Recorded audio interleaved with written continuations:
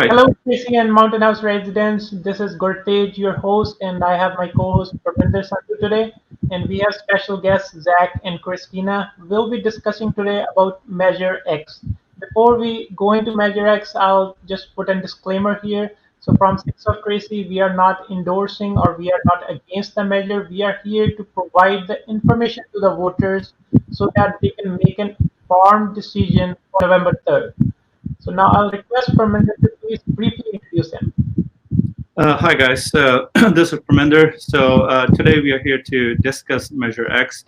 So it is on ballot, and we want to discuss what exactly the Measure X is. And Zach and Christina will help us understand how this Measure X will work and what the benefits or pros and cons of this measure will be. So I'll read the Measure X disclaimer on the ballot. So it says supporting early childhood education and youth programs, including literacy, gang reduction, after-school programs, and drug prevention, with emphasis on children facing greatest disparities and promoting public health, homeless mitigation, and enforcing cannabis laws. Imposing a special tax on commercial cannabis businesses in uh, unincorporated San Joaquin County at a rate of 3.5% to 8% of the gross receipts, and including a $2 cultivation square footage payment be adopted. And the annual revenue estimate is, I believe it's at $250,000. And so this is the measure on the ballot, and we're going to talk about this. And I will hand it over to Zach to give us a brief introduction of this measure, and then we'll go from there. Good evening, Gurtej and Parminder. First, I'd like to thank you both for the opportunity to speak to the community and having us on tonight. So very briefly, Measure X is a ballot initiative that, if it passed, it's going to impose a cannabis tax on all commercial cannabis businesses operating in the unincorporated county of San Joaquin. Currently, the Board of Supervisors has approved cannabis businesses. However, the way that the financial obligation for those cannabis businesses is administered is through development agreements, which means every commercial cannabis business that may be approved by the Board of Supervisors also has to negotiate its own terms for its financial obligations to the county. What Measure X would do, it would streamline the process for commercial cannabis businesses to be able to be approved without having to negotiate a contract with the county one by one. It'll create consistency across the board for the businesses that are approved in the county so that they'll all be subject to the same tax rates depending on the type of commercial cannabis business that they're operating. And in essence, it allows the county to take advantage of an activity that is already ongoing within its borders. The examples that I use are the city of Stockton, which is within the county's jurisdiction. It's had commercial cannabis regulations and has been approving commercial cannabis businesses since 2016. The state of California allows delivery direct to customers anywhere in the state of California from a licensed commercial cannabis retailer. And rest assured that there are cannabis consumers in San Joaquin County that are looking to businesses outside of our jurisdiction and even within our jurisdiction, within the city of Stockton, to get their products. And the tax revenues associated with those transactions are all lost. Where those could be captured by county businesses, all of that tax revenue is going out of the jurisdiction, and Measure X would impose a tax on commercial cannabis businesses so that we could take advantage of this multi-billion-dollar industry, utilize that for enforcement of cannabis regulations, and most importantly, utilize those revenues to help those most in need. And Christina can expound upon that as far as the community benefit aspects of Measure X. But in sum, that's what Measure X will do. Yeah. Thanks, Zach. Yeah. What happens with the revenue that's created is 50% of the money is put into a children's trust fund for children and youth preventative programming. And 50% of the money is for the county to spend on homelessness services, on public health, and on cannabis code enforcement. And so this is not an extra tax on cannabis, but what it is an opportunity to ensure that this new revenue in the county is dedicated to some really important challenges in our county. Right now, we would all agree the children, even as you consider the impacts of COVID, are facing some really big hurdles. And this is absolutely a time we need to be investing more in our children and youth. For homelessness, we have a serious homelessness issue here in the county, and we need to be allocating as much money as we can to upstream investments and into our community and into those most vulnerable in our community. And so by taxing this new tax revenue and dedicating it this way, ensure the money goes where it needs to go. Thanks, Jack and Christina. So just to be clear for our audience, so this is an additional tax that will be imposed on the cannabis businesses, right? Zach, go ahead. I'll take that one. So the impact fees that are being negotiated currently under the development agreements essentially would be replaced by the cannabis tax. So the revenue would not be in addition to the impact fees that the county would collect under development agreements. It would be in lieu of. Now, with that, in streamlining the process, it would make this venue a more attractive place to do business potentially for cannabis operators that are looking for consistency and fairness in the jurisdiction that's administering regulation. And will it include every single cannabis business that will open in the county, or will there be any exceptions? The cannabis tax will not approve any new type of uses. Currently, all aspects of the commercial cannabis industry, except for outdoor cultivation and retail storefronts, is allowed under the ordinance.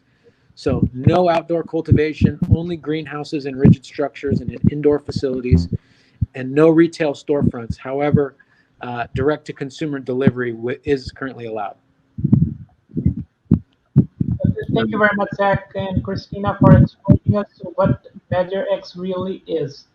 So now let's see. So why do we need this measure? Can you please explain why do we need this Measure X? Absolutely, and I'll talk about that from community impact, and then Zach can talk to you about just business-wise why it makes more sense. But from a community impact, this is the better way to handle investing in our community. We know by looking at the tax that was placed on cigarettes, then they took that money and they invested it in education, and they reduced underage smoking by 50%. We know that taking an industry, taxing it fairly, regulating it, and educating has profound impacts in our community. So right now we have a ban in place on something that's already legal in the state of California that can be delivered to anyone's front door, and then I can grow 6 of them in my backyard, and we're capturing none of the revenue so that we are unable to do any of the education. And the beauty of this measure is also that the kids who smoke marijuana, which is really the more troubling issue with marijuana, right? The impact on brain development and IQ, we can educate and we can know that there is a large population that will respond to that and refrain. But in addition to that, kids who are smoking marijuana are also doing it because of mental health issues, because of trauma, because of all of these other issues that they're facing. This tax gives us the ability to intervene in that issue as well. So we're handling both sides. We're able to provide education as to why it's not safe for a young person to be smoking marijuana and a reduction in underage usage, and we're able to address the underlying causes of why they were smoking in the first place. Our community still has significant issues with child abuse, with children who end up in foster systems, with children who end up in juvenile court, with homelessness. And homelessness is made up of something like 20% of foster youth that have aged out of the system. So if we were able to move that money upstream and stabilize children and their homes and their families, you're going to see less children in the child protective services. You're going to see less kids homeless. You're going to see less homeless people downline. And anyway, and this gives us the ability to have a local dedicated funding stream that we are able to allocate as we see fit. We have people who have been serving this community for 20, 30, 40 years, and they know what works. I can tell you, it is an absolute privilege of mine to work alongside and learn so much about Boys and Girls Club of Tracy, for example. They are a phenomenal program. And even right now, I had the opportunity to talk to Kelly Wilson, how they're meeting the needs of kids that are most impacted by COVID right now, and the lack of opportunity for learning that they're facing, and just doing the most incredible work. But we have to fund them so that they can reach these children and these families, and they can make a difference for them. So that's why we have to find a way to expand our intervention in children and families upstream. Back. And I have another question. When you talk about like the money will be used for the public health, can you like explain a little bit like how this money will be channeled and like how will this money be used for the public health for the So youth? the 50% that goes to the county, their bucket, they have to justify that it has to be spent on homelessness services, public health, or cannabis code enforcement. Those are the only three ways that this revenue can be used. I have no say over how it gets used. It just has to be justifiably spent on public health. I would assume that in the middle of a pandemic, it's likely that some of these funds would be used to purchase more PPE or be able to expand testing or some of those things. But that's really the decision of the county, and that's good because you want the county and you want the oversight committee for the children's fund to be able to respond to the current need, because this is a measure that does not sunset. So we want to build in the flexibility for our leadership and our community representatives to respond to what the current need is. So honestly, it would probably be whatever the most pressing need is at that given time. But is there like any other, like for example, when we say like we have like multiple issues that we want to address from the money that's going to get generated out of this tax. So one is like a public health, and also like it's a homeless mitigation. So will there be any check on the county officials, like how much money they can allocate based on like whatever the need is? Like, is there any cap for every aspect of the money that they want to spend? So like, for example, like, will that be like a 50-50 or 60-40? Like what will be the check on the county officials?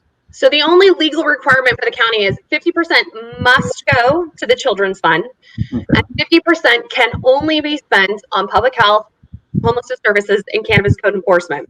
The reality of things like this is, though I know that I definitely would lean towards wanting to be even more scripted. It can only be, 15-15, whatever it's going to be. But we can't write so specifically, and it ties the hands of people to not be able to make decisions as time moves on. So really, the way that we make sure the children's fund, that money is going to has an oversight committee called the Children's Services Coordinating Commission. That commission already exists. It has 25 people that sit on it that represent the entire county. You have to have a certain amount from Tracy, a certain amount from Lodi, a certain amount from unincorporated areas. And they meet together and they make decisions. And currently, they handle all of the money that the state gives counties for child abuse prevention. So this was really a natural fit. They set a 5-year plan based on the most impacted communities, and then they oversee those funds. And so this would be something that we would layer in there, and then they would have the same requirements, that it has to be the part of the measure state, that it has to favor children who are disproportionately impacted. So that's the safeguard we have for the children's fund. Honestly, as in all things, the watchdog is our ongoing advocacy. The citizens paying attention and listening and watching and being informed, and advocacy groups like myself, attorneys, and citizens like Zach, when our representatives know we're watching, and they'll have to account for the fact that maybe only 10% got put on public health, then we know that that's the best accountability we have beyond what we've scripted so far. Sure. No, thank you very much, Christina. Now, just moving forward, so will this make cannabis or the medical cannabis more expensive? Well, that's an interesting question. So, as you may know, commercial cannabis business is one of the most heavily taxed and heavily regulated in the entire state of California. From a product perspective, there isn't too much of a difference between quote unquote adult use cannabis and medicinal cannabis. It comes from the same plant. It's the same manufactured products. It really depends on the consumer's personal preference. Now, for medicinal cannabis patients, when you talk about price at retail, it's actually less expensive if you have a state-issued medical cannabis ID card. which very, very few individuals in California actually had, even before the passage of Prop 64 in 2016. Prior to that, and I won't go too far down the legal rabbit hole, prior to that, in order to legally shop at a medical cannabis dispensary, you had to have a recommendation from a doctor, you had to be a resident of California, and had to be at least 18 years old. What Prop 64 did, the Medical and Adult Use Cannabis and Regulation and Safety Act, or ALMA rather, the Adult Use of Marijuana Act, what that did is it said if a customer has a state-issued ID card, they're exempt from the 15% excise tax that's imposed on all other customers at retail. So if you have one of those cards and you're a quote-unquote medicinal cannabis patient, and that's not to underestimate the true medical need of some of the consumers, you actually pay less. Now, if you want to differentiate, there is still an allowance for medical cannabis patients and their caregivers to grow 6 plants, depending on what your local jurisdictions allows. You can either grow those outdoors, but by and large, most local jurisdictions require you to grow your 6 plants inside of an enclosed lockable structure on your property. And so you can provide cannabis to up to 5 medical cannabis patients as a caregiver, or if you're a patient yourself, you can grow up to 6 plants for your own medical use. And in case like just a random question. So like, for example, when you say like a person can grow six plants, so will he or she need to like notify some county officials, or he can just grow it as a tomato plant? Any person in California can grow 6 plants at their residence. 6 okay. plants per residence, not resident with a T. That's important. I get asked that question a lot. If I've got 5 people living here, does that mean I can grow 30 plants? No, it doesn't. Okay. And but like, do I have to like notify somebody that I have, or it doesn't matter? There's a few local ordinances that impose like parameters around personal cultivation, as it's known. But as far as the state is concerned, no, there's no notification requirement. Again, how you grow your plants, you should really take a close look at your local jurisdiction, how they regulate personal cultivation, because many jurisdictions do not allow outdoor cultivation, even for personal cultivation. Now, you're going to see, especially around this time of the year, there are still a lot of illegal grows going on, and a lot of times those are not caught by law enforcement, unfortunately. But it is legal for every single resident of California, if you're at least 21 years old, to grow your own 6 plants. Okay. Now I think let's go back to the Measure X. So like we talked about the county officials, like who will be responsible for allocating the money out of this. So in case as a resident of San Joaquin County, so as a voter, so if I want to check like how these officials are using these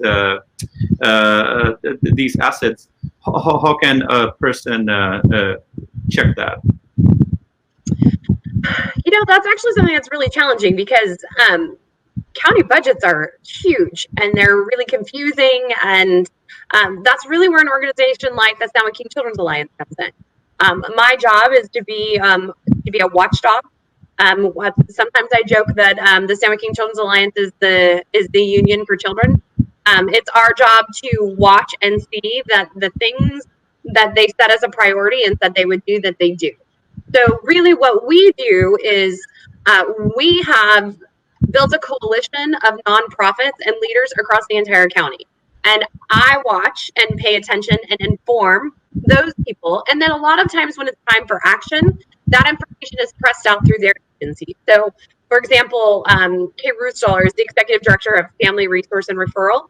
And when it's time for us to do advocacy in front of the Board of Supervisors, because for Measure X or for how the Measure X money is being spent, I connect to those leaders, and those leaders send out newsletters and emails and social media posts letting their constituents know, and that's how we rally the troops typically.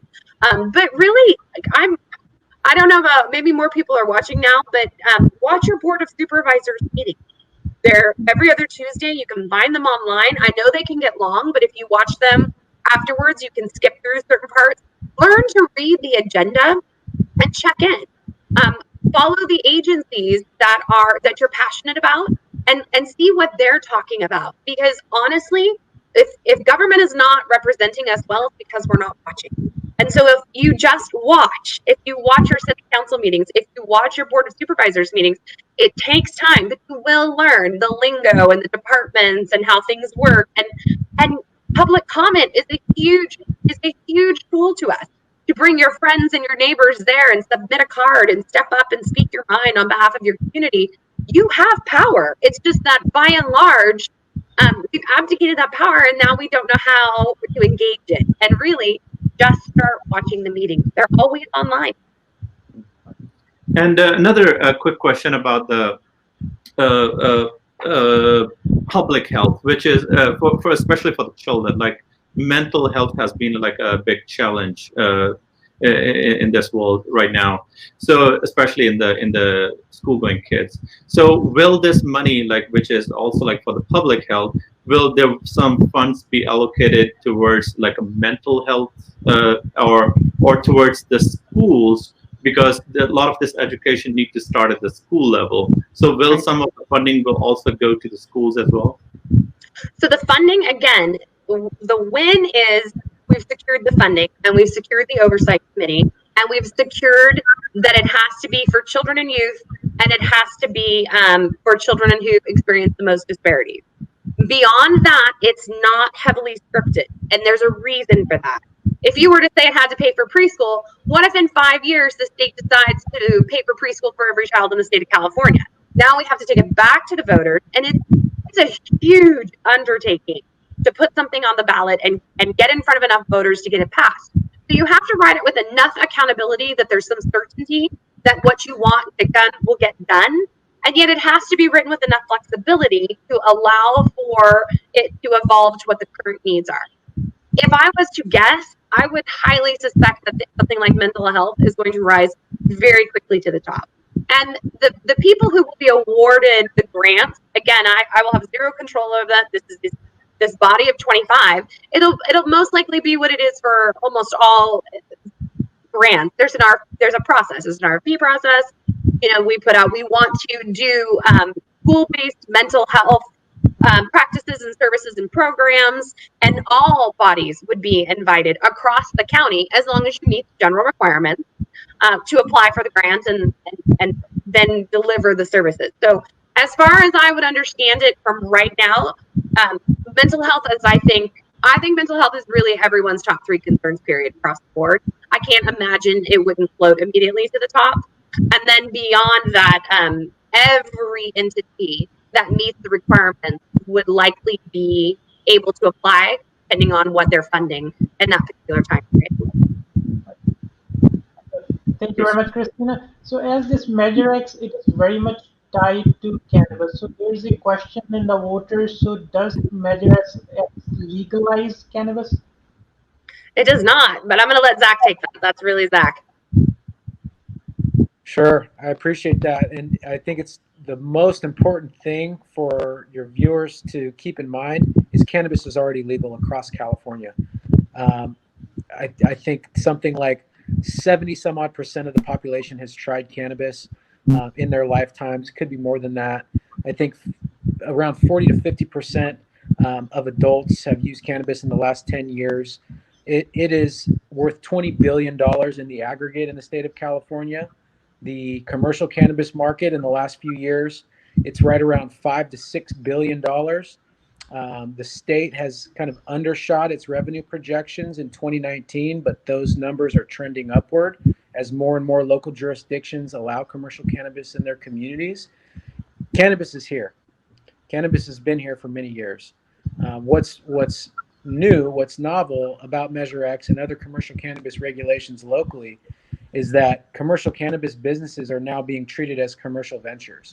So where, the former model in California that was in place since 1996 for, medicinal cannabis and cannabis collectives, those entities had to operate as nonprofits. And with that, there was no tax revenues being paid to any local jurisdiction or to the state whatsoever. So as the cannabis industry grew across California, serving not only consumers here, but when you're talking about, demand for California cannabis in other states, that's where we got to this $20 billion worth a year number in California. That's how much cannabis is produced here in California, and those numbers come from the CDFA. Cannabis is more valuable than the next 5 agricultural commodities combined. And so, it would be naive to say that, Measure X or any other local measure has legalized cannabis. California did that for us. They did it. The state legislature did that in early 2016. And then the voters in the state of California did that in 2018 when Prop 64 was passed, or rather 2016 when Prop 64 was passed. And so since that time, local jurisdictions with the dual approval requirement that California have the option to either regulate as stringently as a ban on commercial cannabis activities or as leniently as the state has dictated in their cannabis regulations. So cannabis is legal in California. Again, with statewide delivery, any cannabis business located in California can deliver direct to any consumer at a private residence or private place of business. So if you are a commercial cannabis business in the city of Modesto, like I have clients in the city of Modesto, you can legally deliver cannabis into the unincorporated county area to a customer there, and that tax revenue goes to Stanislaus County and not San Joaquin County. So by Measure X imposing a tax on these businesses here, it allows San Joaquin County to capture that revenue. Thank you very much, Zach, for clarifying it. Yeah, so it is legal. Cannabis is legal. What Measure X is, it is safe to say that it is dealing how that revenue will be spent. Yes. So now just moving on. So what, as you mentioned that it is legal and lots of businesses are involved. So what types of cannabis businesses will be allowed? So there's various aspects of commercial cannabis industry. We have cultivation, okay? At large in California, you can cultivate outdoors, you can cultivate in greenhouses, and you can cultivate within greenhouse facilities or indoors. In San Joaquin County, the regulations dictate that there is no outdoor cultivation whatsoever. And for greenhouses, you have to have a rigid structure greenhouse. So like a polycarbonate structure, a hard plastic structure that you couldn't just, cut through with a knife. So no hoop houses or anything like that. They have to be secure, enclosed, lockable structures where cultivation takes place. We also have distribution. So a distribution business is legally allowed to transport cannabis between licensees. So you have it grown at the farm and you take it to a distribution facility to be broken down into packages. The distributors are also responsible for contacting the lab testing facilities.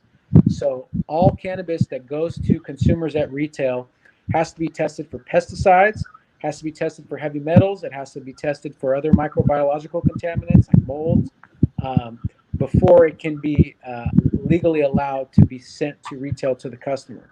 So after the distributor has picked it up from the cultivation facility, has dispatched a sample for testing, receives a clean certificate of analysis from that lab, then that distributor can go on and distribute that product to the retailer.